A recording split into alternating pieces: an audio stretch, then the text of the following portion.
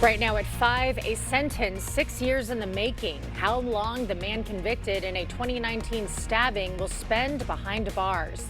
Plus, changes could be coming to the Wisconsin court system involving 17-year-olds. Watching WKBT La Crosse, this is News 8 Now at 5. Good evening and thank you for joining us for News 8 Now at 5. I'm Emily Brown. Ken is off today. A manhunt is underway for an accused child sex offender. Authorities in Monroe County say Ruben Tirado didn't show up for his trial today. He's been out on a $15,000 cash bond. Authorities say the GPS monitoring device he was wearing was found in a ditch. Tirado reportedly also missed a hearing on August 19th. Sentencing day for the man convicted in a 2019 stabbing. Anquin St. Junius will spend 20 years in prison, followed by 8 years of extended supervision. St. Junius was found guilty of stabbing Virgil Stewart to death in January of 2019. I don't think he's going to be able to get the jury's findings overturned. I think the jury did a fantastic job. I think we presented everything that we could to them, and they deliberated fully, and they reached a conclusion. The trial was delayed multiple times due to the pandemic. Well, the push is on to shake up Wisconsin's court system, legislation that would treat 17-year-olds as minors. News 8 Now's Allison Fergit has more from the newsroom. Allison. Since the 1990s, 17-year-olds in Wisconsin have been charged as adults, regardless of the crime. But a group of state lawmakers is working on updating the policy. State Representative Steve Doyle is one of the legislators advocating for the change. Although the proposal isn't finalized yet, he says it would return 17-year-olds to the juvenile system for most crimes. But for certain violent offenses, judges could waive a 17-year-old back into adult court. One size fits all doesn't work in the criminal justice system, but having a judge look at each individual case means that we're going to get better results. Doyle says the move will lower the chance of a reoffense happening. Doyle and other advocates also say the juvenile system will better serve the needs of 17-year-olds and be more cost-effective for the state. Similar policies have been proposed in Wisconsin before, but Doyle is hopeful it will pass this time because of bipartisan support. Reporting in the newsroom, Allison Fergit, News 8 Now. All right, thank you, Allison. Well, you may see more law enforcement in La Crescent tonight. The La Crescent Police Department is performing extra traffic enforcement. Police say the 300 to 800 blocks of South Oak Street and blocks 0 to 1100 of South Elm will be affected. Traffic alert for La Crosse drivers. Part of Ward Avenue is closed. All lanes from the railroad tracks near Glendale Park to 32nd Street are affected. It's for a water main replacement. A finished date for the project has not yet been posted. Still no word on what caused a weekend fire in Trempealeau County. Flames broke over the weekend at Coxland Brothers Wood Products. It's a local sawmill and lumber yard. Several area fire crews were called in to help battle the blaze. No one was hurt.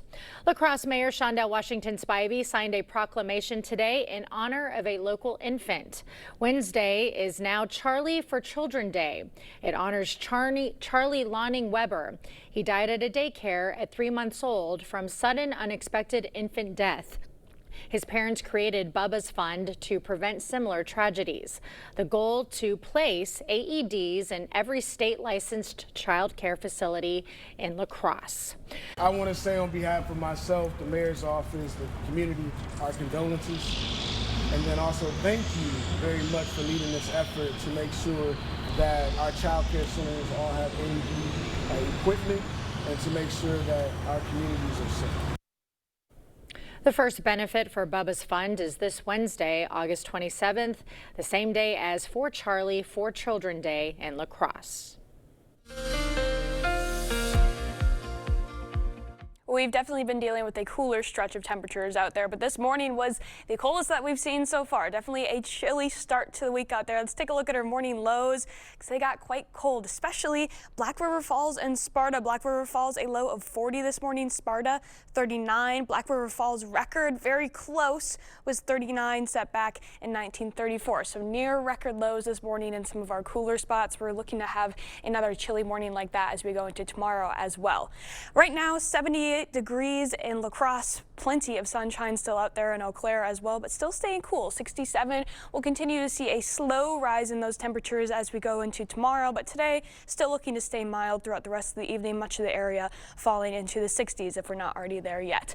But we're continuing to see those fall-like temperatures as we go throughout really this entire week. It's going to be staying mild. We have a slight warm-up possibly coming for Labor Day weekend though, so I'll have the details on that in a little bit. All right, if we get more of what it was like today this week, I'm all for it. Yeah, I know a lot of us will be. All right, thanks, Nicole. Back to school for students in Onalaska. The district is starting the new year with a new superintendent, Ben Barton. Here's a look at the school as students filter out after day one. News 8 Now spoke to some of families excited for what the year has in store. I'm glad to see that she's off to middle school. She was very excited. There's a few clubs I'm looking forward to, like drama, jazz band, cross country. And I'm also looking forward to French and the new classes that we get to do. Right now, both the middle school and high schools are undergoing renovations. A recent referendum is paying for it. The middle school is using $50 million, the high school $25 million. The money will add new classrooms, improve the parking lots, and update buildings. And starting on Wednesday, students head back to UW-La Crosse and Western Technical College. Expect a lot more traffic in the area, and some streets will be shut down. Classes start at both schools on September 2nd. And a reminder, from new rules to discounts and deals, News 8 Now is your back to school resource. Just go to news8000.com and click on the back to school tab. A $750 million Powerball jackpot is up for grabs. The drawing is tonight. It's the 10th largest jackpot in the history of the game. Now, if you win, the lump sum payment will be a cool $338 million. Good luck to everyone playing tonight. Still to come, a new threat from the president, where National Guard troops could pop up. Plus, the Southwest change that could cost the airline customers. Up next.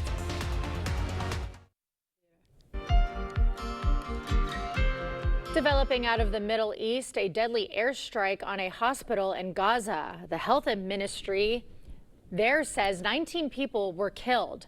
Among the dead, 4 journalists, including a freelancer for the Associated Press. The Israeli military said its troops carried out a strike in the area of the hospital and is investigating the strike. Well, breaking news in the Kilmar Abrigo Garcia case, a judge ruling that he cannot be deported for now. She wants to weigh a new legal challenge from the Trump administration. That plan is to deport him to Uganda. Earlier today, Garcia turned himself in to an ICE facility in Baltimore. His story made news when he was unlawfully deported to El Salvador earlier this year.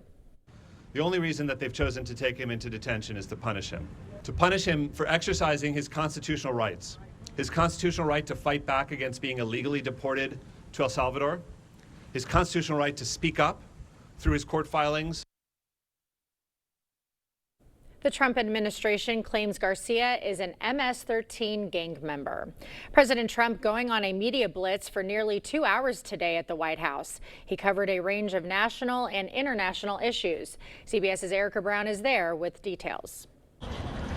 As National Guard troops patrol the nation's capital, some now armed, President Trump took a victory lap on his administration's crackdown on crime. Washington was the most dangerous place in this country, and now, you know what? It's probably the safest place in our country. Before Trump's takeover, data from the Metropolitan Police Department showed a decrease in D.C.'s violent crime. But sources tell CBS News the Justice Department is now investigating whether those stats were manipulated. The president also threatened to send troops to other cities, including Chicago, despite pushback from state and local leaders. What he is proposing at this point would be the most flagrant violation of our Constitution in the 21st century. A lot of people are saying maybe we like a dictator.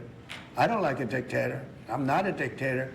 I'm a man with great common sense. Trump held Monday's Oval Office event to sign executive orders focused on crime, including one aimed at ending cashless bail. There's no auto pen that can do that. Right? Look at that, Pam. Is that a good signature?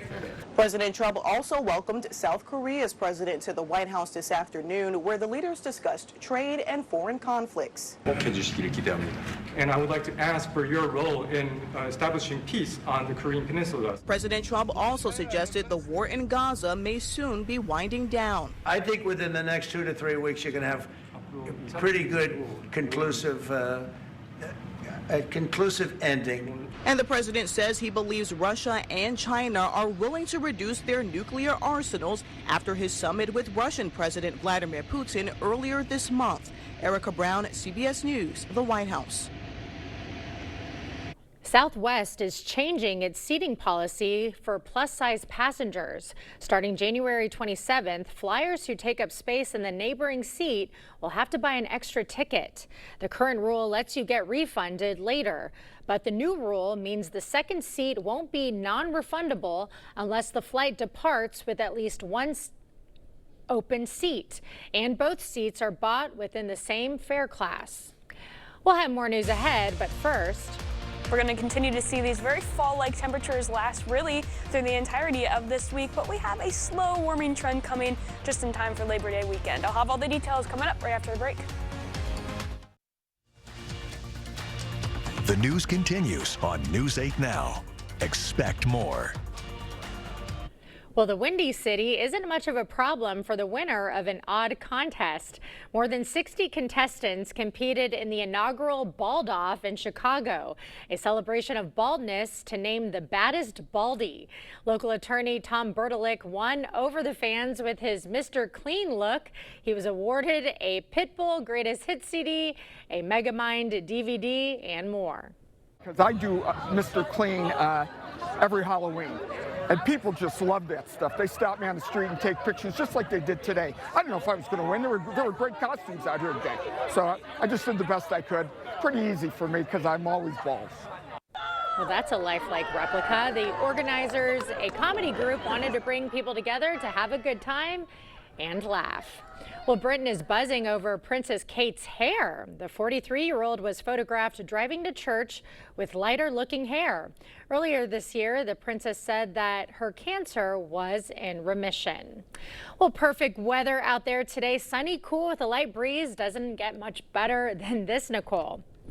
Yeah, I've been really battling myself over how much I want to get into the fall spirit because I still am holding on to the very comfortable summer that we've been having out there, as I'm sure a lot of us are, but it's hard to not get into that festive fall spirit when the temperatures are this comfortable, and we're going to really see them last throughout the entirety of this upcoming week too. There will be a slow warming trend kicking in, but emphasis on the slow. It's going to be taking a long time for these temperatures to get back to normal. So let's track it all out, starting with our lows tonight. It's going to be another chilly one. Some of us, again, saw temperatures getting down into the low 40s, and it'll likely be very similar conditions to what we saw in the morning today. 51 for your low when you're waking up tomorrow in La Crosse, 46 in Eau Claire, but again, our typical cooler spots in west central Wisconsin likely falling back into the low 40s for another morning. Tomorrow's highs then going to be pretty nice out there. La Crosse County looking like we'll finally climb back into the mid 70s out there, and that's really going to be the trend for the entirety of the area, all the way from areas closer to Prairie du Chien all the way up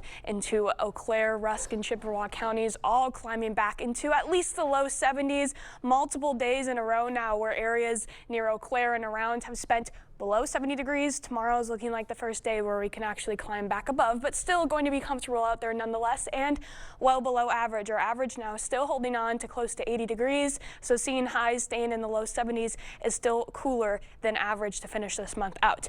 As we look ahead towards Wednesday morning, then we're going to continue to see these temperatures slowly rising up. Wednesday actually likely looking to be the warmest day of the week, and we're still going to be well below average. Lows for Wednesday, 53 when you're waking up in the morning in La Crosse, 51 in Eau Claire. Most of the area will be rising back into the 50s, and then Wednesday's highs, many of us getting back into the upper 70s if we don't get there tomorrow. Some of us even rising closer to around 77. So it's going to be a nicer day out there, feeling a little bit closer to what the end of August should look like, but still a tad below average. As we go into Wednesday night, then we have a chance for some showers and thunderstorms pass through. Definitely not anything strong or severe, but we could see some additional rain totals pass in because we've been having a little bit of a dry stretch since last week. Here we are going into Wednesday morning, just a slight chance to have some very light showers passing to the south as we go into the evening hours.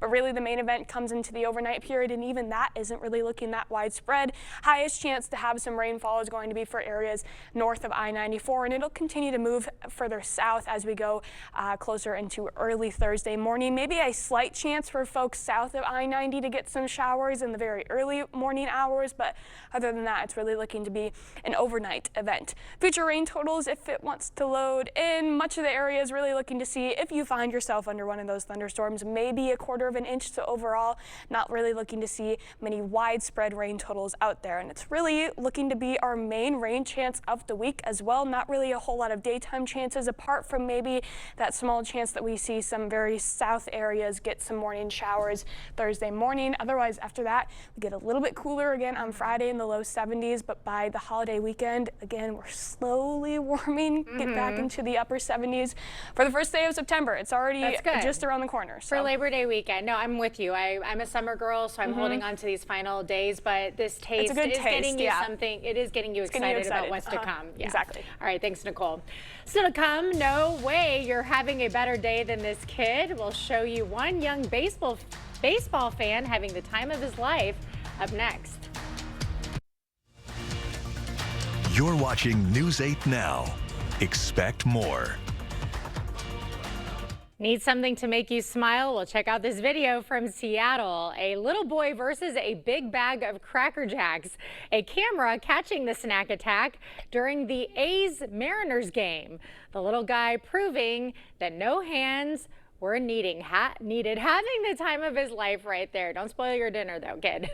All right, Nicole has a final look at your forecast right after this. Well, in case you're a little bit confused on where we are in the seasonal directory, this is what we would call a false fall, but don't be quite alarmed. We did see a 90-degree day in La Crosse last September, actually in the middle of September, and we had plenty of days in the upper 80s. So summer will come back. It's not quite done yet, but this, like we said, it's a good first little taste of it. It's going to get us ready. Exactly. Yeah, hopefully we'll have about a week or two more of some 80s. Yeah, I bet we will.